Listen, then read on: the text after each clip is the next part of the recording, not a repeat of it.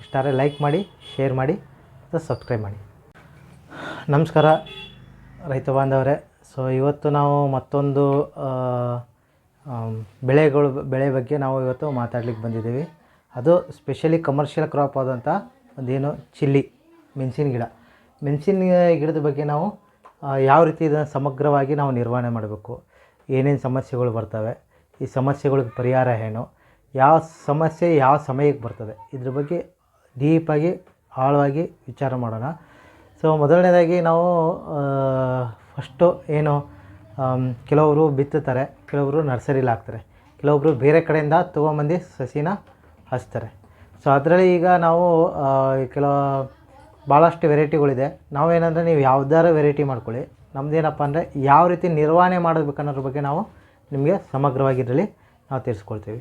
ಮೊದಲನೇದಾಗಿ nursery. So ನೀವು nursery ಮಾಡೋರು ಬೀಜಗಳನ್ನ ಒಳ್ಳೆ ಉತ್ತಮವಾದಂಥ ಬೀಜಗಳನ್ನ ಆಯ್ಕೆ ಮಾಡಿ ಅದಕ್ಕೆ ನೀವು ಒಂದು ಬೀಜೋಪಚಾರ, ಒಂದು ಜೀವಾಣುಗಳಿಂದ ಒಂದು ಬೀಜೋಪಚಾರ ಮಾಡೋದು, ಇಲ್ಲಾಂದರೆ ರಾಸಾಯನಿಕದಲ್ಲಿ ನಾಶಕ ಅಂದರೆ ಕೀಡೆ ಹತ್ತಬಾರ್ದು ಅಂತೇಳಿ ಕೆಲವೊಂದು ಬಿಸಿ ಟ್ರೀಟ್ಮೆಂಟಿಗೆ ಔಷಧಿಗಳು ಕೊಡ್ತಾರೆ. ನಾವು ಆರ್ಗ್ಯಾನಿಕಲ್ಲಿ ಹೇಳೋದಾದರೆ ಡೈಮಂಡ್ ಅಂತ ಒಂದು ಉತ್ತಮವಾದಂಥ ಒಂದು ಸೂಕ್ಷ್ಮಾಣುಜೀವಿ ಗೊಬ್ಬರ ಬರ್ತದೆ. ಅದು ಒಟ್ಟು 34ಕ್ಕಿಂತ ಹೆಚ್ಚು ಸೂಕ್ಷ್ಮಾಣುಜೀವಿಗಳ ಸಮೂಹಗಳಿಂದ ತಯಾರು ಮಾಡಿರ್ತದೆ. ಅದರಲ್ಲಿ ನೀವು ಬೀಜೋಪಚಾರ ಮಾಡೋದ್ರಿಂದ ನಿಮಗೆ ಉತ್ತಮವಾದಂಥ ಮೊಳಕೆ ಹೊಡೆಯುವಂಥ ಪ್ರಮಾಣ ಹೆಚ್ಚಿಗೆ ಮಾಡ್ತದೆ. ನೀವು ರಾಸಾಯನಿಕದಲ್ಲಿ ಮಾಡಿದ್ರೆ ಮೊಳಕೆ ಹೊಡೆಯುವಂಥ ಪ್ರಮಾಣಕ್ಕೆ ಅಲ್ಲಿ ಯಾವುದೂ ಸಂಬಂಧ ಇರೋದಿಲ್ಲ. ಓನ್ಲಿ ಕೀಟ ಹತ್ತಬಾರ್ದು ಅನ್ನೋ ಕಾರಣಕ್ಕೆ ಅಲ್ಲಿ ಬೀಜೋಪಚಾರ ಕೊಡ್ತಾರೆ. ನಾವಿಲ್ಲಿ ಬೀಜೋಪಚಾರ ಏನಕ್ಕೆ ಹೇಳ್ತೀನಿ ಅಂದರೆ, ನಿಮ್ಮದೇನು ಬೀಜಗಳಿದೆ ಅದು ಮೊಳಕೆ ಪ್ರಮಾಣ ಹೆಚ್ಚಾಗಬೇಕು. ಆ ಮೊಳಕೆ ಪ್ರಮಾಣ ಹೆಚ್ಚಾಗೋ ರೀತಿಯಲ್ಲಿ ನಾನು ನಿಮಗೆ ಇಲ್ಲಿ ಸಲಹೆ ಕೊಡ್ತೀನಿ. ಈ ಡೈಮಂಡ್ ಅನ್ನೋದು ನಿಮಗೆ ಮೊಳಕೆ ಪ್ರಮಾಣನ ಹೆಚ್ಚಿಗೆ ಮಾಡ್ತದೆ.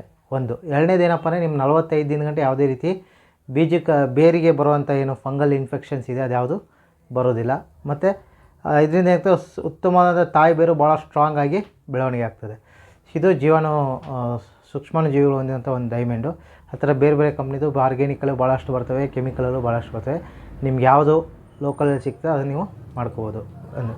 ಎರಡನೇದು ಏನಪ್ಪ ಅಂದರೆ, ಟ್ರೀಟ್ಮೆಂಟ್ ಆದಮೇಲೆ ನೀವೇನು ಬೆಡ್ಗೆ ಹಾಕ್ತೀರಿ ಅಲ್ಲಿಗೆ ನೀವು ಏನಂದರೆ ಕಲ್ತಂಥ ತಿಪ್ಪೆ ಗೊಬ್ಬರನ ಹಾಕೋದ್ರಿಂದ ಏನಾಗ್ತದೆ, ನಿಮಗೆ ಬೇರೆ ಬೆಳವಣಿಗೆ ಭಾಳ ಚೆನ್ನಾಗಿ ರೋಗಮುಕ್ತವಾಗಿ ಭಾಳ ಚೆನ್ನಾಗಿ ಬೆಳೀತದೆ. ಒಂದಂಥ ಗೊಬ್ಬರ ನಿಮಗೆ ಸಿಗ್ತಿಲ್ಲ ಅಂತಂದರೆ ರೆಡಿ ಇದ್ದಂಥದ್ದು ಭಾಳಷ್ಟು ಆರ್ಗ್ಯಾನಿಕ್ DAP ಬರ್ತದೆ. ಆರ್ಗ್ಯಾನಿಕಲ್ಲೇ ಇರೋಂಥ ಭಾಳಷ್ಟು ಗೊಬ್ಬರಗಳು ಬರ್ತದೆ. ಅದರಲ್ಲಿ ನಾವೇನು ಸಜೆಸ್ಟ್ ಮಾಡ್ತೀವಿ ಅಂದರೆ, ಧರಾಮೃತ ಅಂತ ಒಂದು ಗೊಬ್ಬರನ ನಾನು ನಿಮಗೆ ಸಜೆಸ್ಟ್ ಮಾಡ್ತೀನಿ. ಯಾಕಂದರೆ ಅದು ಉತ್ತಮವಾಗಿ ಕೆಲಸ ಮಾಡ್ತದೆ. ಬೇರೆ ಬೆಳವಣಿಗೆ ಮಣ್ಣು ಲೂಸ್ ಮಾಡೋದು, ರಾಕ್ ಪಾಸ್ಪಿಟ್ ಇರೋದ್ರಿಂದ ಮಣ್ಣು ಲೂಸ್ ಮಾಡೋದ್ರಿಂದ, ಮತ್ತು ಅದ್ರ ಜೊತೆಗೆ ತಿಪ್ಪೆ ಗೊಬ್ಬರ ಇರೋದ್ರಿಂದ, ತಿಪ್ಪೆ ಗೊಬ್ಬರ ರಾಕ್ ಪಾಸ್ಪಿಟ್ಟು ಮತ್ತು ಸೂಕ್ಷ್ಮಾಣುಜೀವಿಗಳು ಹೊಂದಿರುವಂಥ ಗೊಬ್ಬರ ಆಗಿರೋದ್ರಿಂದ ಮಣ್ಣನ್ನು ಸಡಿಲ ಮಾಡ್ತದೆ, ಬೇರೆ ಬೆಳವಣಿಗೆ ಚೆನ್ನಾಗಿ ಆಗ್ಲಿಕ್ಕೆ ಮಾಡ್ತದೆ, ಮತ್ತು ರೋಗ ಮುಕ್ತವಾಗಿ ನಿಮಗೆ ಸಸಿಗಳು ಬರ್ತವೆ. ಮುಖ್ಯವಾಗಿ ಎಲೆ ಮುಟ್ಟುಗಿಟ್ಟೇನು ಬರ್ದಂಗೆ ಭಾಳ ಹೆಲ್ದಿಯಾಗಿ ಭಾಳ ಚೆನ್ನಾಗಿ ಸಸಿಗಳು ಬರ್ತವೆ. ಇದು ನರ್ಸರಿ ಸ್ಟೇಜಲ್ಲಿ. ಅದೇ ಬಿತ್ತೋರು ಸಹ ಸೇಮ್ ಟ್ರೀಟ್ಮೆಂಟ್ ಮಾಡ್ಕೋಬೇಕು. ಬಿತ್ತಬೇಕಾದ್ರೆ ನೀವು ಆರ್ಗ್ಯಾನಿಕ್ DAPನ ಬಳಸಿದಷ್ಟು ಭಾಳಷ್ಟು ಒಳ್ಳೆಯದು. ಕೆಮಿಕಲ್ಗಿಂತ ಆರ್ಗ್ಯಾನಿಕ್ ಎಷ್ಟು ಮಾಡ್ತೀರಿ ಅಷ್ಟು ನಿಮಗೆ ಉತ್ತಮವಾದಂಥ ಒಂದು ರಿಸಲ್ಟ್ ಬರ್ತದೆ. ಅಂದರೆ ಜಲ್ದಿ ಯಾವುದೂ ರೋಗ ತೊಗೊಳ್ಳೋದಿಲ್ಲ. ನಾಳೆ ಮಣ್ಣಿಗೆ ನೀವು ಹೆಚ್ಚು ಆರ್ಗ್ಯಾನಿಕ್ ಮಾಡ್ಕೊಳ್ಳಿ, ಮೇಲ್ಗಡೆ ಸ್ಪ್ರೇಗಳಲ್ಲಿ ನೀವು ಕೆಮಿಕಲ್ ಗೊಬ್ಬರಗಳನ್ನ ನೀವು ಸ್ಪ್ರೇನೂ ಮಾಡ್ಬೋದು. ಇಲ್ಲ ನಾನು ಆಗೋದಿಲ್ಲಪ್ಪ ಆರ್ಗ್ಯಾನಿಕ್ ಗೊಬ್ಬರ, ನಮಗೆ ಕೆಮಿಕಲ್ ಗೊಬ್ಬರ ಬಿಡೋಕ್ಕಾಗೋದಿಲ್ಲ ಅಂತಂದರೆ ನೀವೇನು ಕೆಮಿಕಲ್ ಗೊಬ್ಬರ ಕೊಡ್ತಿದ್ರಿ ಅದ್ರ ಜೊತೆಗೆ ಆರ್ಗ್ಯಾನಿಕ್ ಗೊಬ್ಬರಗಳನ್ನ ಒಂದು ಸ್ವಲ್ಪ ಜೋಡಿಸ್ಕೊಂಡು ಮತ್ತು ಸೂಕ್ಷ್ಮಾಣುಜೀವಿಗಳನ್ನ ಜೋಡಿಸ್ಕೊಂಡು ಮಾಡ್ಕೊಳ್ಳೋದ್ರಿಂದ ನಿಮಗೆ ಉತ್ತಮವಾದಂಥ ಒಂದು ಫಲಿತಾಂಶ ಬರ್ತದೆ. ಸೊ ಇದು ಬಂದು ನಿಮಗೆ ನರ್ಸರಿ ಮತ್ತು ಬಿತ್ತೋದಕ್ಕಾಯಿತು. ನರ್ಸರಿ ಸ್ಟೇಜಲ್ಲಿ ನಮಗೆ ಮುಟ್ರು ಬರಬಾರ್ದು ಮತ್ತು ಬೇರೆ ಸಮಸ್ಯೆ ಬರಬಾರ್ದು ಅಂದರೆ, ಸೂಕ್ಷ್ಮಾಣುಜೀವಿಗಳ ಗೊಬ್ಬರವಾದಂಥ ಬೆಸಿಲಸ್ ಸಬ್ಟಿಲಿಸು, ಬೆವಿರಿಯಾ ಬೇಸಿನ ಮತ್ತು ಆಕ್ಟಿನೋಮೈಸಿಸ್ ಸುಡೋಮೋನಾಸು. ಸೊ ಈ ಜೀವಾಣುಗಳನ್ನ ನೀವು ಬಳಸೋದ್ರಿಂದ ನಿಮ್ಗೆ ಏನೇನು ಸಮಸ್ಯೆ ಕಂಟ್ರೋಲ್ ಆಗ್ತದೆ ಅಂದರೆ, ಒಂದು ರೆಡ್ ಮೈಟು ಮತ್ತು ಥ್ರಿಪ್ಸು ಎರಡೂ ಕಂಟ್ರೋಲ್ ಆಗ್ತದೆ.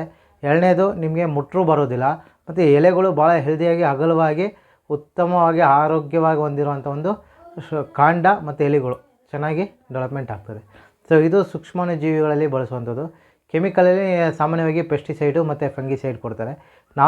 ನಾವು ಯಥೇಚ್ಛವಾಗಿ ರೈತರಿಗೆ ಸಲಹೆ ಕೊಡ್ತೇವೆ ಅಂತಂದರೆ, ನೀವು ರೋಗ ತಡೆಗಟ್ಟಲಿಕ್ಕೆ ಮತ್ತು ಕೀಡೆಗಳನ್ನ ತಡೆಗಟ್ಟಲಿಕ್ಕೆ ನೀವು ಹೆಚ್ಚು ಬಳಸ್ತೀರಿ.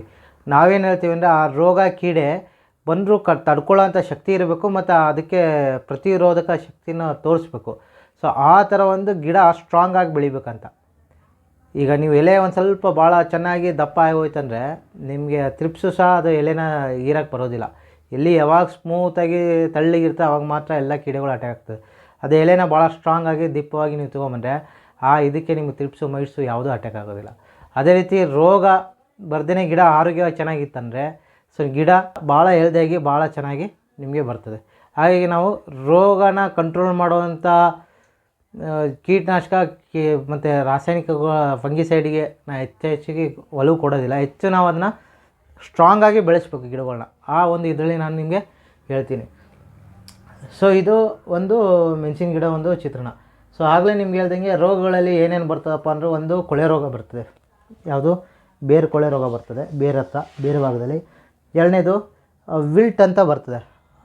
ವಿಲ್ಟ್ ಅಂದರೆ ಏನಪ್ಪ ಅಂದರೆ ವಿಲ್ಟು ಇದು ಒಂದೇ ರೋಗದ ಸಮಸ್ಯೆ ಅಲ್ಲ, ಇದು ಹಲವಾರು ರೋಗಗಳನ್ನ ಸೇರಿ ಒಂದು ಸಿಂಡ್ರೋಮ್ ಅಂತ ಕರಿತೀವಿ. ಅಂದರೆ ಭಾಳಷ್ಟು ಸೋಂಕುಗಳಿಂದ ಗಿಡ ಸಾಯ್ತದೆ, ಅದಕ್ಕೆ ನಾವು ವಿಲ್ಟ್ ಅಂತ ಕರಿತೀವಿ. ಅದು ಮೆಣಸಿನ ಗಿಡದಲ್ಲಿ ಬರುವಂಥ ಭಾಳಷ್ಟು ಸಮಸ್ಯೆಗಳು, ಅದು ಒಂದು ಮುಖ್ಯವಾದಂಥ ಸಮಸ್ಯೆ.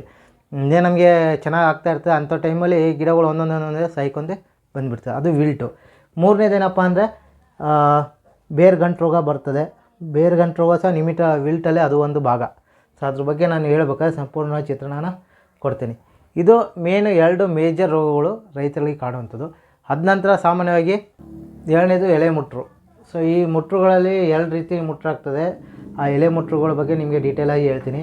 ಮೂರನೇದು ಹೂವು ಉದುರುವಂಥದ್ದು. ಹೂವು ಯಾಕೆ ಉದುರ್ತವೆ, ಹೂವು ಕಾಯಿ ಯಾಕೆ ಉದುರ್ತವೆ, ಹೂವು ಕಾಯಿ ಕೊಳೆ ರೋಗ ಮತ್ತು ಹೂವು ಉದುರುವಂಥದ್ದು. ಸೊ ಇದ್ರ ಬಗ್ಗೆ ಇದೊಂದು ಥರ ಸಮಸ್ಯೆ ಇರ್ತದೆ. 4ನೇದು ಈ ಒಣಮೆಣಸಿಕಾಯಿ ಮಾಡೋರಿಗೆ ಅಥವಾ ಏನು ಈ ಚಳಿಗಾಲ ಹತ್ತಿರ ಬಂದಾಗ ಹಾಕ್ತವ್ರಿಗೆ ಸಾಮಾನ್ಯವಾಗಿ ಬರುವಂಥದ್ದು ಒಂದು ಬೂದು ರೋಗ. ಈ ಬೂದು ರೋಗ ಭಾಳಷ್ಟು ದೊಡ್ಡ ಸಮಸ್ಯೆ ಕಾಡ್ತದೆ.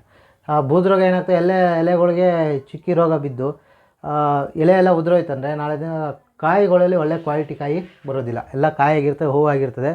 ಬೂದು ರೋಗ ಬಂದು ಎಲ್ಲ ಉದುರೋಗಿ ಕಾಯಿಗಳಲ್ಲಿ ನಮ್ಗೆ ಇಳುವರಿ ಕಡಿಮೆ ಆಗ್ತದೆ. ಇದು ಒಂದು ರೀತಿ ಸಮಸ್ಯೆ. ಇದಿಷ್ಟು ಸಮಸ್ಯೆಗಳನ್ನ ಯಾವ ರೀತಿ ಟ್ಯಾಕಲ್ ಮಾಡಬೇಕು ಅನ್ನೋದ್ರ ಬಗ್ಗೆ ನಾನು ಒಂದೊಂದೇ ನಿಮ್ಗೆ ಹೇಳ್ತಾ ಹೋಗ್ತೀನಿ.